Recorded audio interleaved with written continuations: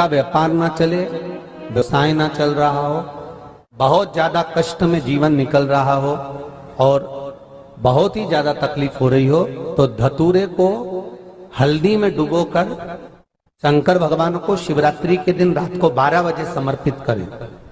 उस धतूरे को वापस उठा लाएं 5-10 मिनट के बाद, श्री शिवाय नमस्तुभ्यम बोलकर लाल कपड़े में उसको बांधकर व्यापार वाली जगह में कहीं पर भी उसको बांध दिया जाए। व्यापार पीछे नहीं हटता, व्यापार अग्रण्य भाव में बढ़ता चले जाता है। महाराज, उस धतूरे को केवल परंतु शिवरात्रि के दिन रात को 12 बजे ही किया जाए,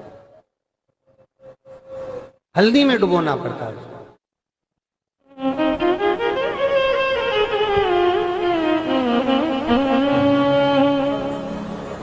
यही प्रमाण एक क्रम में और है महाराज जी। लिंग पुराण कहती है, मान लो किसी व्यक्ति को कोई एक भारी बीमारी हो गई, बड़ा रोग हो गया और वो रोग डॉक्टर कह रहा है कि ये ठीक नहीं होना है, बहुत तकलीफ उसमें है और कष्ट ही कष्ट है, वो ठीक नहीं हो रहा, दवाइयां लग रही, गोलियां खा रहे हैं। तो महाराज उसका भी वर्णन है। 7 धतूरे, कितने धतूरे लेना है? 7 धतूरे। कोई सी भी शिवरात्रि से मतलब महीने में एक बार शिवरात्रि आती है, प्रत्येक महीने आती है। किसी भी शिवरात्रि के दिन 7 धतूरे लेकर, एक धतूरे में मौली लच्छा नाड़ा लपेटकर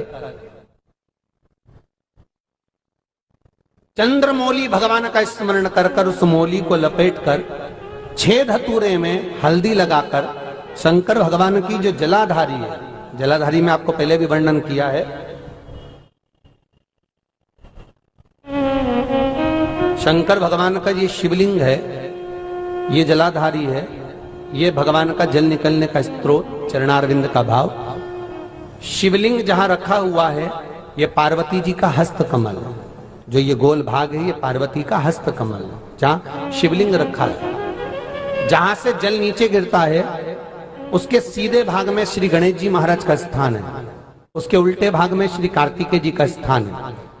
जलाधारी के सामने एक मोटी सी लाइन होती है, कहीं सांप बना होता है, कहीं स्थान बना होता है। जो मोटी सी लाइन है ये शंकर भगवान की सबसे छोटी लड़की अशोक सुंदरी का स्थान है। जलाधारी के ऊपर जो 3 टेकी लगी है ये भृगु ऋषि का भृंगी गण का स्थान है।